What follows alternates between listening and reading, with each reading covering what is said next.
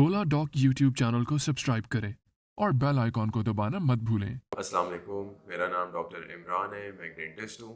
मैंने बीडीएस किया है फातिमा मेमोरियल हॉस्पिटल से। उसके बाद मैंने डिफरेंट सर्टिफिकेशंस और कोर्सेज लिए in dental implantology and facial aesthetics.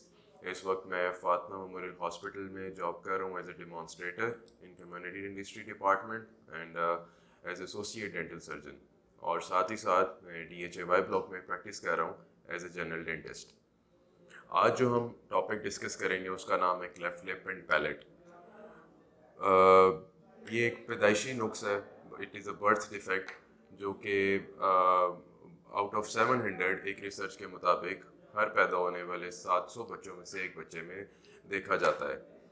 अब इसकी क्या वजूहात हैं, ये क्यों होता है, माँ क्या मदर ऐसी एहतियात कर सकती है जिससे वो अपने बच्चे को इस बर्थ डिफेक्ट से बचा सके, और क्या इसका इलाज मुमकिन है, ये सब बातें आज हम ये डिस्कस करेंगे। पाकिस्तान के टॉप डॉक्टर्स के साथ अपॉइंटमेंट बुक करें, वो भी पेशेंट फीडबैक देखते हुए। लाखों लोगों की तरह पाकिस्तान के सबसे बड़े डॉक्टर नेटवर्क का फायदा उठाएं और आज ही ओला डॉक ऐप डाउनलोड करें। ओला डॉक, डॉक्टर का अपॉइंटमेंट आसानी से। तो सबसे पहले इसकी वजह जान लेते हैं। उसमें जब वो बेसिकली बच्चा डेवलप हो रहा होता है तो डिफरेंट बॉडी पार्ट्स आपस में मिलते हैं तो वो एक सॉलिड स्ट्रक्चर बनाते हैं। आपका जो पैलेट है, तालू, वो भी दो पार्ट्स में डिवाइडेड होता है। वो आपस में फ्यूज़ होता है, मिलता है तो वो एक सॉलिड स्ट्रक्चर बनता है। लेकिन कुछ कंडीशन में जैसे क्लेफ्ट लिप एंड पैलेट है, इसमें आपका होंठ और तालू डेवलपिंग स्टेजेस में कंप्लीटली फ्यूज़ नहीं हो पाता, जिसकी वजह से पैदाइश के वक्त बच्चे में बच्चे के होंठ और तालू के बीच में गैप रह जाता है।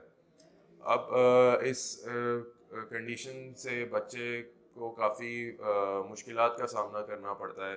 सबसे पहले तो उसको फीडिंग से रिलेटेड इश्यूज आते हैं।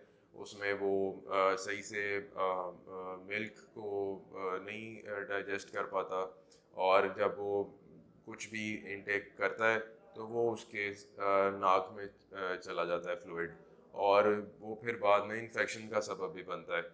तो इसके लिए ट्रीटमेंट पे हम बाद में आते हैं। इसकी हम पहले एहतियात जान लेते हैं कि क्या एहतियात है जो मदर करे तो अपने बच्चे को बचा सकती है।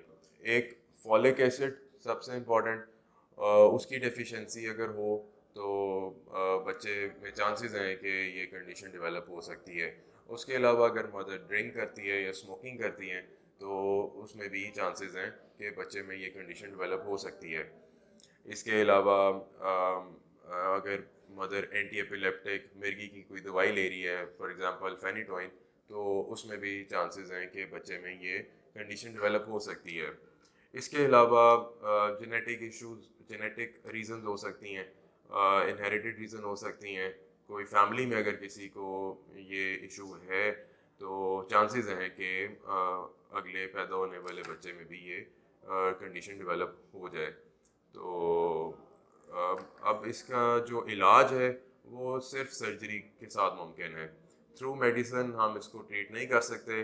अगर तो सिर्फ क्लेफ्ट लिप है तो वो 3 से 6 माह के दरमियान हम पहली सर्जरी करते हैं, जिसमें हम लिप को क्लोज कर देते हैं थ्रू सर्जरी।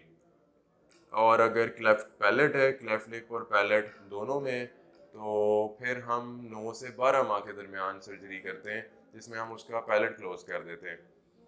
एक दफ़ा इस सर्जरी के बाद पेशेंट बहुत अच्छे तरीके से खाने पीने और बात करने के काबिल हो जाता है। उसकी जो फीडिंग प्रॉब्लम्स हैं वो सॉर्ट आउट हो जाती हैं, और देखने में भी उसकी काफ़ी कंडीशन बेहतर हो जाती है। उसके बाद 3 से 4 साल की उम्र में हम एक और सर्जरी करते हैं, जिसमें हम उसके कोई नेज़ल डिफेक्ट रह जाता है, नाक की हड्डी टेढ़ी रह जाती है, तो उसको ठीक करते हैं। इसके अलावा साथ साथ उसकी स्पीच थेरेपी चलती है। उसको डिफरेंट सेशंस साइकोलॉजिकल और डिफरेंट एक्सरसाइजेस के थ्रू हम उसकी मेंटल हेल्थ इम्प्रूव करते हैं। और फिर लेटर ऑन 7 to 8 ईयर्स की एज पे हमें फिर से इसकी एक और सर्जरी करनी पड़ सकती है।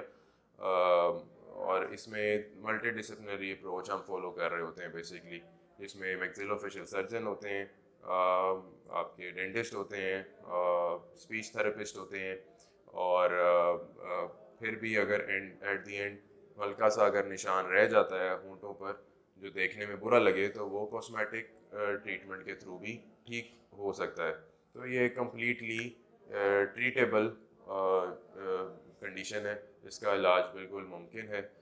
लेकिन ये एक टाइम टेकिंग चीज़ है, इसमें हमें टाइम देना पड़ता है और थोड़ी सी एफर्ट भी देनी पड़ती साथ।